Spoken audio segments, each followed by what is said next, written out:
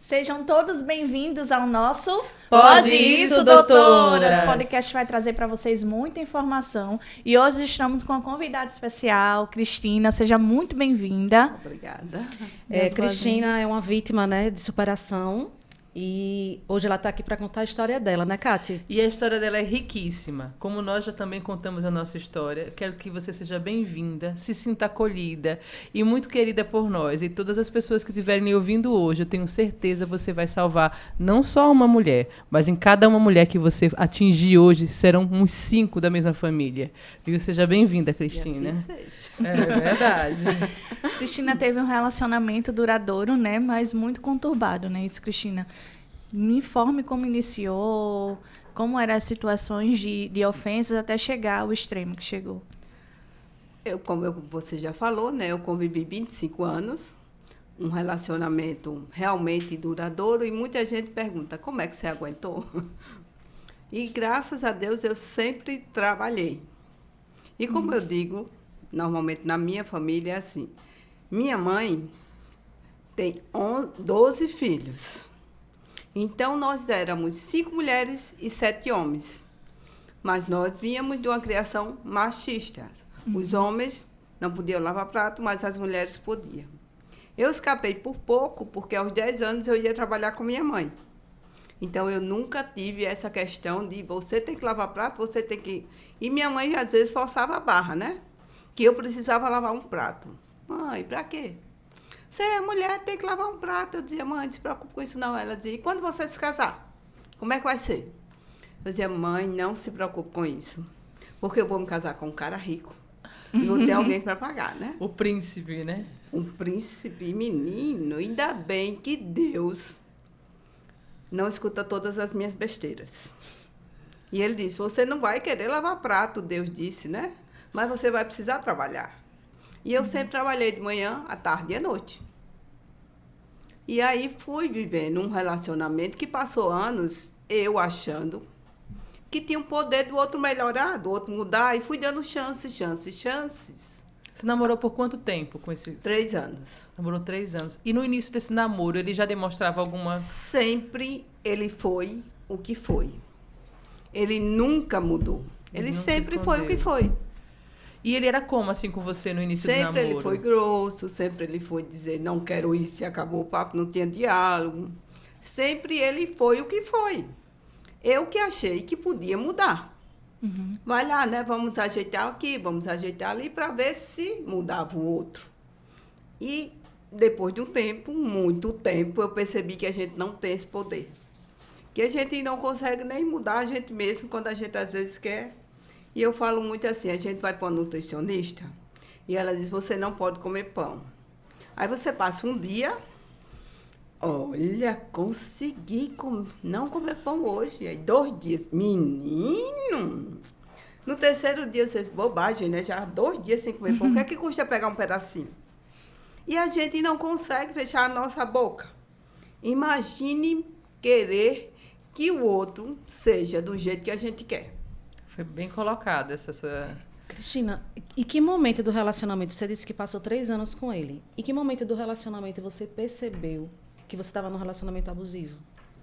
Eu só vim perceber que eu estava num relacionamento abusivo depois que eu participei de palestras, de reuniões, que para mim tudo aquilo era normal, era o homem, né? Dizem que o homem é o homem. Então, para mim, sempre foi normal. Ser grosso era normal. Não vai passear com suas amigas? Era normal. Um shortzinho para uma mulher casada? Não vai. É normal. Depois de 25 anos de relacionamento, com palestras, seminários... Essas palestras começaram aonde, Cristina? Na unidade onde eu trabalho. No trabalho, não foi? No meu próprio trabalho, eu participei de uma palestra, mas assim, eu fui ler, porque eu precisava passar para alguém. E aí eu fui vendo que tudo aquilo que eu estava passando, que eu estava lendo, era o que eu estava vivendo. Que eu podia sair para onde eu quisesse. Que eu podia usar meu celular na hora que eu quisesse. Que eu podia gastar o dinheiro como eu quisesse. E aí eu disse, eu estou vendo tudo isso. E a partir desse momento que eu comecei a estudar para passar para outras mulheres, E através de seminários, através de rodas de conversa com mulheres, eu percebi que não era normal. E ele aceitou fácil assim? E um dia, ele sempre foi de sair, eu nunca me incomodei. Olha, estou em tal canto, beleza. Vou chegar mais tarde. Ok. Até um dia que a gente chegou, quando cheguei em casa, eu disse, engraçado, né? Você liga e eu digo, pode sair. E se eu hoje sair com minhas amigas da escola? Ah, mas mulher casada não pode sair, não. Isso é interessante, né? Mulher casada não pode sair, mas homem casado pode. Mulher casada não pode ir para um barzinho, mas homem casado pode. Então, homem casado que dizem que sustenta toda a família, estava bom de eu ser a mulher e não bancar mais nada, né? E aí ele não aceitou. Algumas regras foi, eu preciso viver. Eu já tinha me anulado para não passar vergonha, você se cala. Para não anunciar ao mundo que o seu casamento é uma porcaria, você se cala. Para você proteger sua família, você se cala. Para você proteger teu filho, você se cala. Para você proteger a família dele, você se cala. E aí, onde eu errei feio. Onde eu tive um momento, todo o meu tempo de relacionamento foi em silêncio. Com aquela história de que em briga de marido e mulher não se mete a colher. Só que chegou um tempo, como eu disse a vocês, participando, eu vi que mexia a mesma colher, mexia a garfo, mexia a faca, mexia a panela, jogava armário, fizesse o que fizesse. Não podia permanecer como estava. Nas brigas que a gente tinha, eu sempre me calava.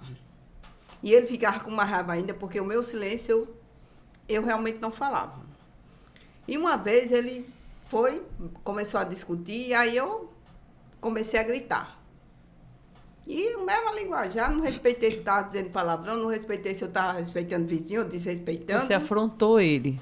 E ele disse, Cristina, tem vizinhos aqui do lado. Eu disse que ele notou. não posso fazer nada. Escutem quem quiser. Escute quem quiser escutar.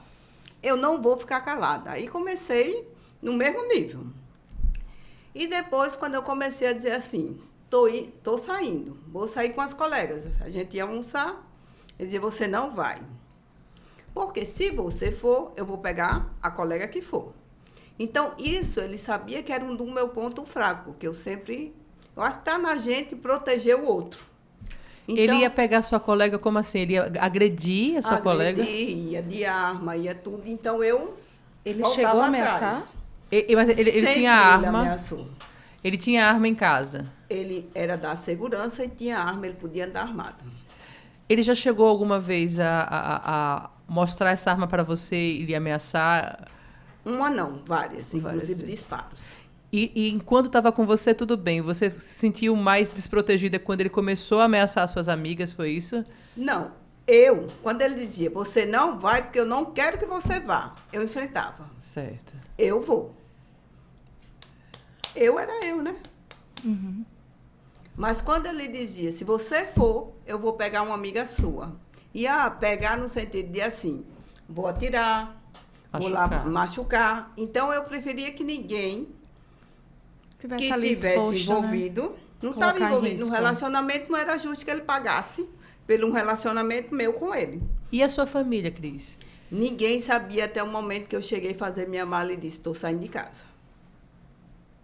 Não dá mais. Agora, eu sempre tive um irmão que ele falava, desde que conheceu, ele dizia, Cristina, tu vai casar mesmo? Eu dizia, vou. E no dia que eu fiz minha mala, eu fui para a casa da minha mãe, e quando eu cheguei lá, ele tinha feito uma cena ligando para mim, que estava morrendo, que não sei o quê. Aí precisava que eu levasse o cartão, que era o plano de saúde, eu tinha deixado na minha carteira. E o meu irmão me viu desesperado que eu tinha que levar o plano, que ele estava passando mal. Meu irmão disse, você não vai. Aí pegou o cartão da minha mão e disse, eu levo. Você não precisa voltar para lá. Que bom. Aí ele pegou o cartão, foi no hospital que ele estava e, olha aqui, cadê a Cristina? A Cristina está lá em casa. Deu o cartão, aí ele foi embora. E a partir daí, eu não tinha mais outra chance, além de decidir que eu tinha que mudar aquilo. Eu tinha um filho E o meu filho disse, mãe, faz alguma coisa. Então, não era mais a minha vida só que estava em jogo. Era dos dois. Era a vida de todo mundo que eu um dia tentei proteger e não conseguia. E foi fácil para você? Eu sei que não foi fácil, mas eu queria que você contasse um pouco como foi se desprender, se você foi perseguida, se você, depois de separada, se sentiu muito ameaçada. Você recorreu a quem para se sentir mais segura? Eu, quando fiz minha mala, no dia que eu fiz a mala, que eu disse, estou partindo, né? Eu já tinha conversado com meu filho e ele disse, mãe, a senhora sabe o que é que precisa. Tinha quantos anos seu O filho? meu bebê tinha 16 anos. Pode ir. Pode ir. Eu vou ficar com meu pai, que ele precisa mais, está mais fraco, mas a senhora pode ir embora e eu entendo. Então, quando eu fiz minha mala, claro que eu cheguei assim e perguntei, Senhor, se for para fazer minha mala, me ajuda.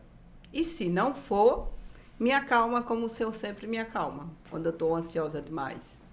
Em 3 minutos eu estava com a mala pronta, saindo do meu castelo que eu tinha construído por tantos anos, e cada pedacinho de pedra, cada pedacinho de cerâmica era sonho. Era a torre, não era castelo. Era o castelo você construiu agora. Era o meu castelo, até descobrir que eu precisava viver sem ele. Sim, você vivia dentro de uma torre presa. Eu amei todos os pedacinhos que eu botei realmente no meu castelo. Da parte material, Mas né? o importante não era o tamanho do castelo que tinha construído, da torre. Era, mesmo que eu tivesse num barraco, eu tivesse feliz. Isso. E foi o que eu fiz. Eu olhei assim para as 4 paredes, em 3 minutos eu estava com a mala pronta. Claro que não dobradinha, mas eu estava com a mala pronta. Botei dentro do meu carro e saí. Eu achei que eu ia sofrer muito por ter tomado essa atitude de ir embora, de viver. Que eu precisava viver. E quando eu saí do meu castelo, eu vi que eu não precisava dele. Eu precisava ser livre e eu precisava viver e ser feliz. E a partir dali, eu comecei a ter uma força que eu nunca conheci que tinha. Não é fácil você fazer sua mala, mas é maravilhoso a liberdade e a vida. E hoje você pode comer um arroz duro, mas que está delicioso. Com paz, não é? A paz não tem preço. E a liberdade também não tem preço. Cristina, a gente sabe que é dolorido, né? Que foi dolorido o que você viveu. Não sei se você se sente confortável de falar para a gente, porque eu acho que é muito importante outras mulheres que passaram por esse tipo de situação ficar sabendo, porque a gente sabe que não é só agressão física, tem muita coisa que a mulher vive que fica ali escondido, que ela percebe, que acha que é ciúme, que é cuidado, e às vezes é importante a gente expor esse tipo de situação para que sirva como exemplo, né? Para que várias mulheres possam enxergar e com certeza vão conseguir se enxergar na relação que você viveu. Então, eu queria que você, assim, relatasse, exemplo, você falou alguma coisa referente que eu entendi que você também sofria violência patrimonial, né? Você trabalhava com... Eu queria que você relatasse os tipos de violência que você vivia. Se for confortável para você, é claro. Eu vivi todos os tipos de violência, achando que era normal. Eu não vou dizer a você que eu vivi numa paz. Eu tentava fingir para mim que eu ia conseguir sair dali e pronto. É o ponto que eu errei. Eu não pedi ajuda. E assim, quando a gente percebe que está sendo violentada, você precisa pedir ajuda. Não tem outra opção para sair. Precisa pedir, vai uma ONG, vai o Ministério Público, vai a uma amiga, vai a família. Avisa o mundo. Porque no dia que você decide dar um basta, você calou tanto que diz, poxa, o cara era tão bom e ela saiu de casa. Né? Você nunca disse ao mundo o que aquele cara fazia com você para não passar vergonha, né? Porque você tinha que estar bem na fita. E quando você sai de casa, ainda bem que eu tive a chance de, depois de 25 anos, falar ao mundo que eu não queria mais. E por que eu não queria mais? Chegou ao ponto de dizer, dê mais uma chance. E aí eu disse, e a minha chance? Quando é que eu vou dar? né? Porque foram 25 anos eu dando chance ao outro de torná-lo pior. Porque quando eu não vestia a blusa, que ele disse, não vai com essa, e eu tirava, eu não estava tornando ele melhor, eu estava tornando, alimentando aquilo que ele tinha. Você não vai sair com a amiga, e eu não ia, eu estava alimentando o poder dele, o abuso dele, né? E aí eu passei a alimentá-lo com tudo que ele queria que eu fizesse e passei a esquecer que eu também tinha opinião, de querer ou não. Se eu estava com aquela blusa, era eu que tinha que decidir, porque o problema era meu de sair com uma blusa de alça. Não era ele. Faz tempo que você tomou essa decisão? Vai fazer dia 20, fez dia 6 anos, agora no dia 11 de agosto, eu saí de casa e fiz minha mala. Em 2018. Cristina, você falou alguns gatilhos, né, muito importantes da sua vivência, que era o short, a blusa decotada, você não tem o espaço de sair com suas amigas, porque ele que dominava tanto o ambiente da sua casa, mesmo você tendo a sua independência, mas era ele que dominava até os seus comportamentos. E eu sei que esse momento de atitude para você parecia desesperador, mas era o seu fôlego de vida. Aquele momento que você abria a mala para colocar suas pertences e sair, era o seu fôlego de vida. Mas a partir desse momento foi que começou o terrorismo na sua vida. Eu queria que você relatasse essa situação. Eu sempre sofri o terrorismo, mas não ao extremo que tinha chegado no dia que eu fiz minha mala e decidi sair de casa. Então, eu sabia com quem eu convivia, porque foram 25 anos. Uhum. E muitas vezes eu saía, a arma estava em cima da mesinha mesmo. Você vai sair? Pô. Então, quando eu decidi fazer minha mala, como eu disse a vocês, eu pedi permissão, Senhor, me ajuda. E quando eu fiz minha mala, eu saí, claro, com a dor maior do mundo. Porque uma mãe, para deixar o filho, mas ele tinha dito, pode ir, mãe, eu vou ficar bem. Ele sempre presenciou tudo. E ele não saía de casa exatamente para me proteger, e eu nunca percebi. Que ele estava sofrendo. Que ele estava só me protegendo o tempo todo. Vai, antes, tem os teus amigos. Não, mãe, não quero. Não, mãe, vou ficar. Não gosto de sair, não. E eu nunca percebi até o dia que ele disse, vá que eu vou ficar bem. Tem que fazer alguma coisa, precisa mudar. E aí, quando eu fiz minha mala, no dia 11 de agosto, fui embora. Não deixei endereço, não deixei nada, só tinha contato com o meu filho. Bloqueei, certo? Eu tinha decidido que não dava mais e que eu precisava tomar essa decisão. Não foi a primeira mala, já tinha sido umas 5 malas, né? E mesmo com minha independência financeira, sempre dizia, vou mudar, dá mais uma chance. Eu vou mudar. Dá mais uma chance, até que chegou um dia que ele disse, a última confusão que a gente tiver, eu vou embora que eu tenho para onde ir, eu faço minha mala. Você pode ficar. E ele não cumpriu, eu tinha que sair. Aí no dia 11 de agosto eu fiz minha mala, saí de casa, e no dia 23 de setembro, eu tinha ido com meu filho para o cinema, foi no domingo, e eu estava muito, muito, muito, muito feliz, porque eu não tinha acesso mais ao meu filho. E nesse dia a gente foi para o shopping, eu dançava no meio do shopping. Eu só mostrava, eu estava muito mais. Uhum. E aí, nesse dia, eu feliz, eu tinha juntado todas as minhas energias boas. Porque eu estava muito, muito, muito, muito, muito bem.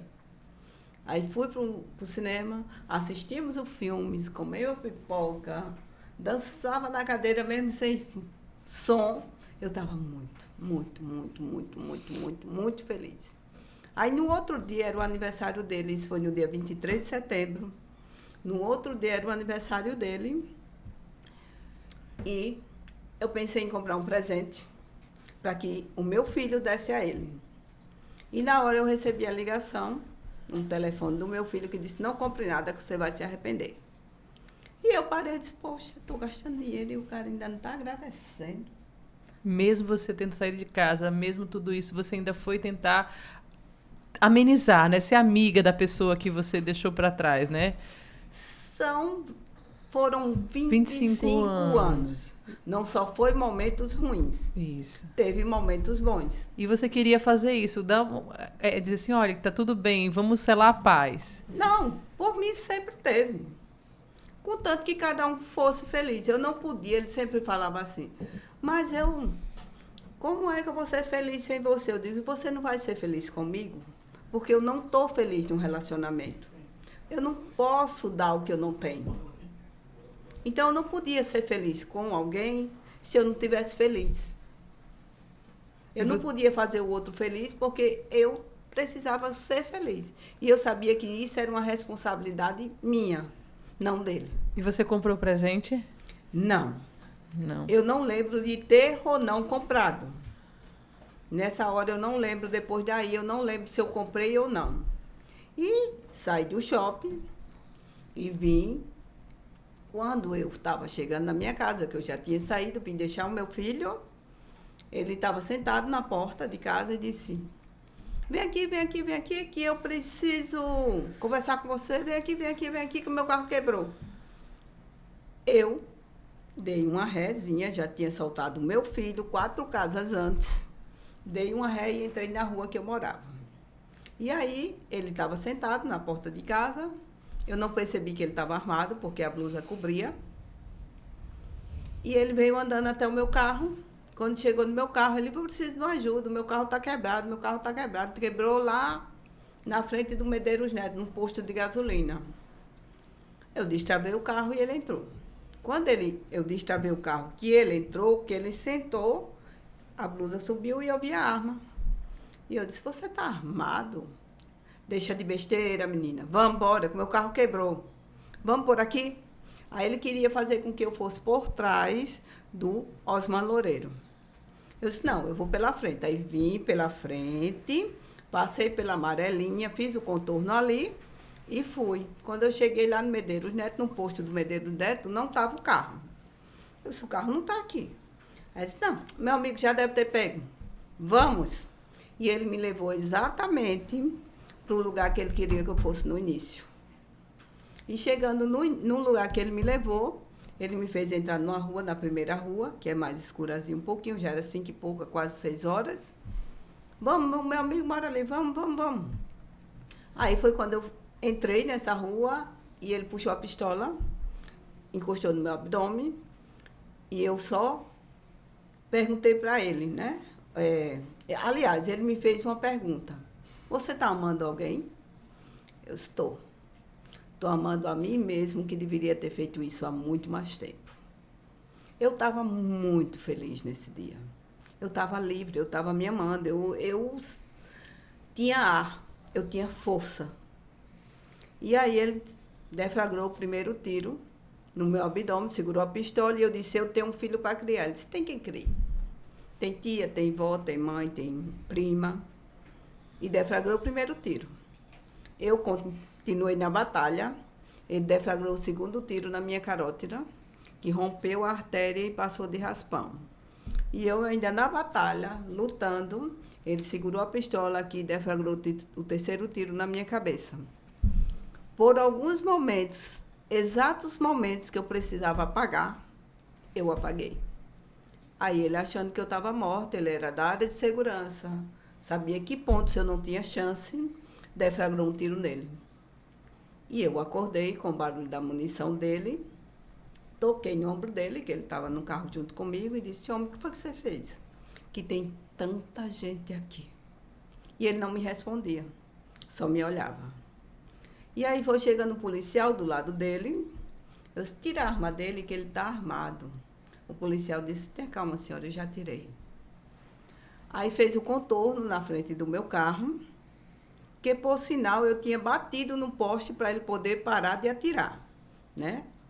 Eu fui dirigindo até onde dava e bati no poste. Foi quando ele parou de atirar. E por alguns segundos eu desmaiei.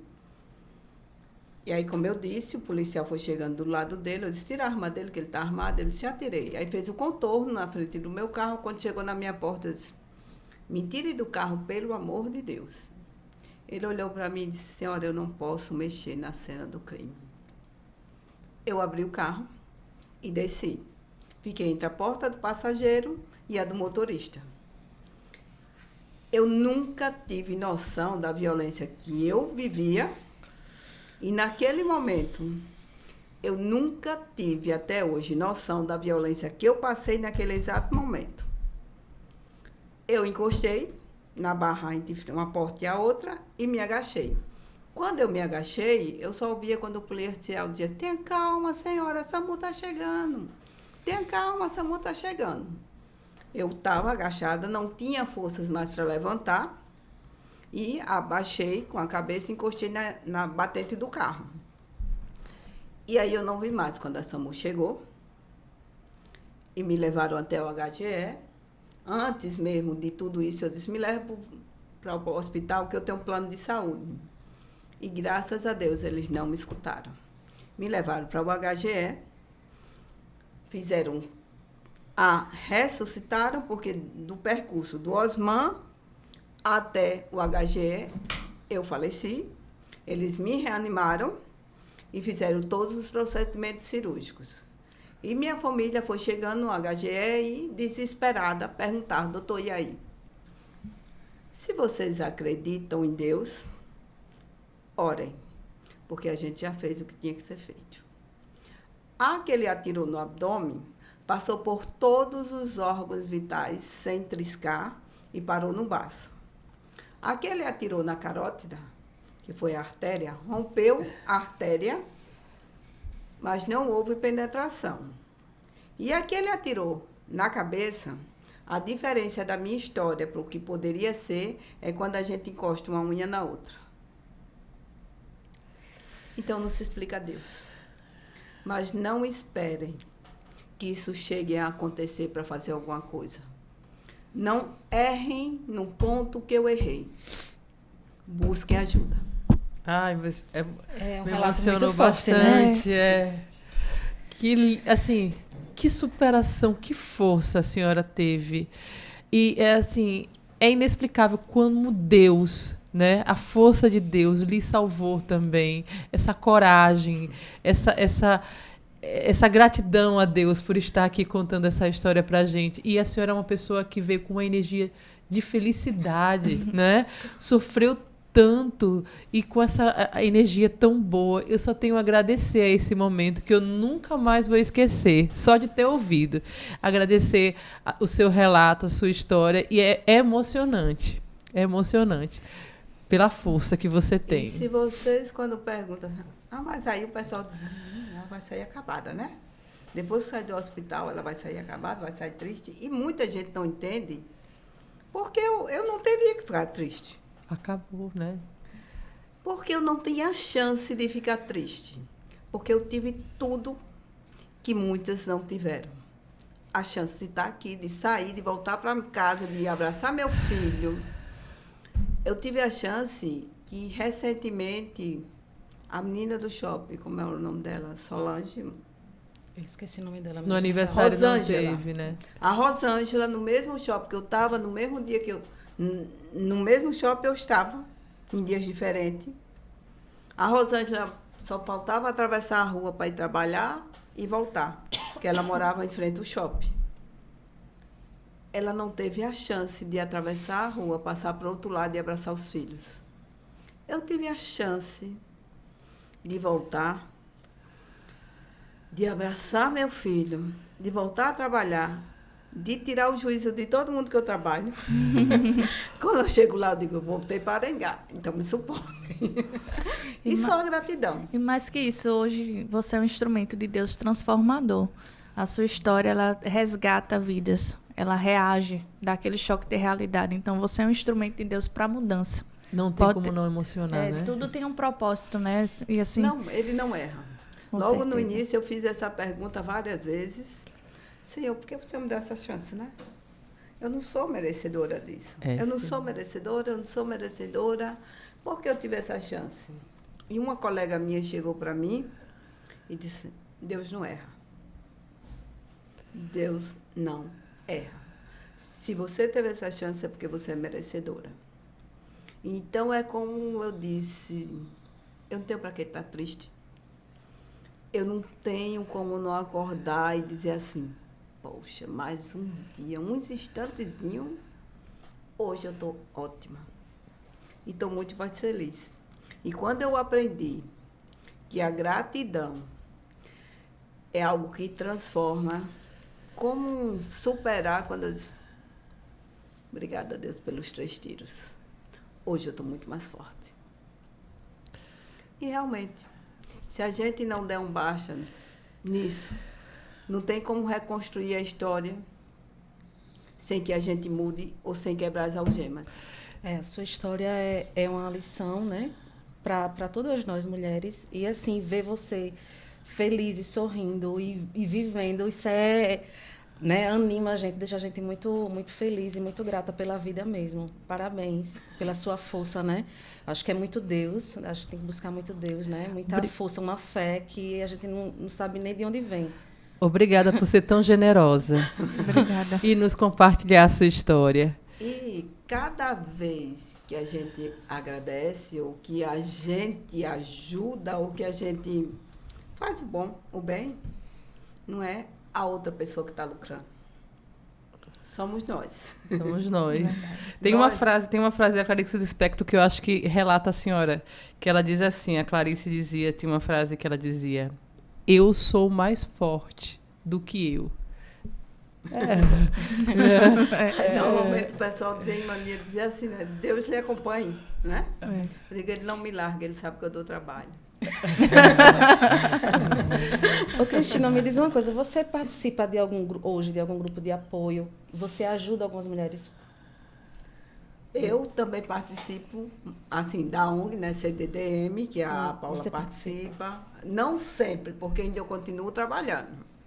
Então, quando tem, é que eu dou um tempinho e vou. Hoje, por exemplo, era ponto facultativo, estava livre. E, graças a Deus, eu fiquei 28 dias em coma. E aí, se você me perguntar se tiro dói, queima, arde, eu não tenho essa resposta. Porque eu viajei para Miami. Os 28 dias. A gente trabalha de manhã, tarde e à noite. Um diazinho que tem de folga, Descansou. que a gente lembra. Viajou. Verdade. E aí eu viajei para Miami e quando eu acordei, Estava no paraíso. minha gente, incrível que eu estava em coma, né? Estava na UTI. E aí, só que de vez em quando eles reduziam a sedação, porque eu tinha que voltar o juízo a funcionar um pouco, que eu nunca tive. Aí o que é que aconteceu? Em Miami eu via, toda a minha família estava lá. Ai, Não sei como, mas estavam todo mundo na praia, estava todo mundo no parque, estava todo... E aí passaram dias e dias e dias e dias e dias, eu sem noção de tempo, até quando começaram a reduzir a sedação e eu abri o olho e tinha uma luzinha. E eu passei a estranhar, porque durante todo o dia eu acordava, estava aquela luz da janela. E eu não sabia nem onde eu estava, nem onde eu deixava de estar. E como eu sou muito quietinha, me amarraram até os dedos mindinhos. E um dia, não sabiam que eu era flexível, né? Que eu tinha um pouquinho de flexibilidade.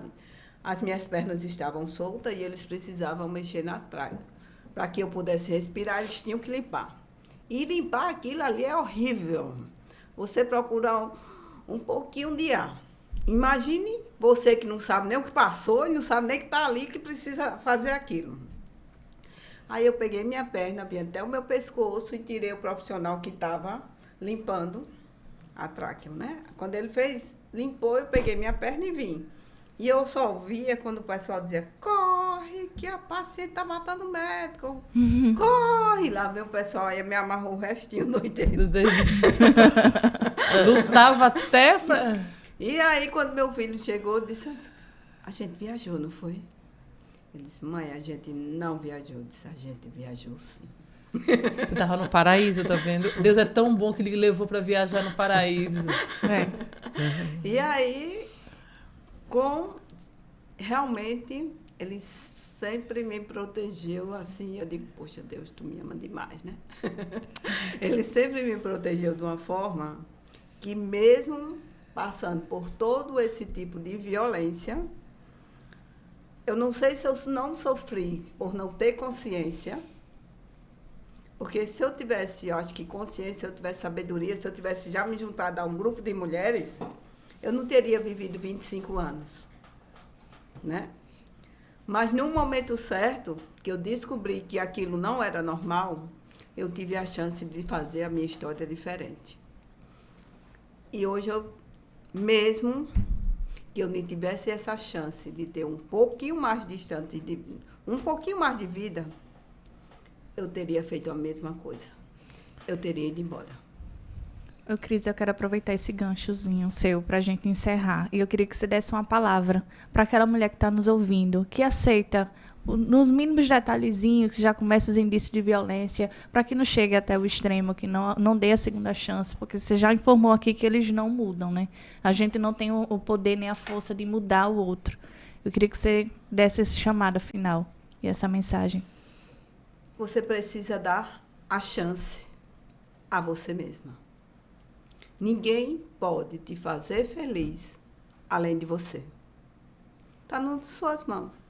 Não será fácil, mas você vai saber o que é liberdade, o que é felicidade e o que é vida. Quebra as algemas. Vou até bater palma para você. Obrigada, viu? Você. Dá um abraço. Maravilhosa. Querida, eu chorei. Ai, Deus abençoe. Mais. Você é especial. É Nós especial. somos, nascemos Mas mulheres, minha Deus filha, te já salvou, porque você é especial. Nós já somos especiais.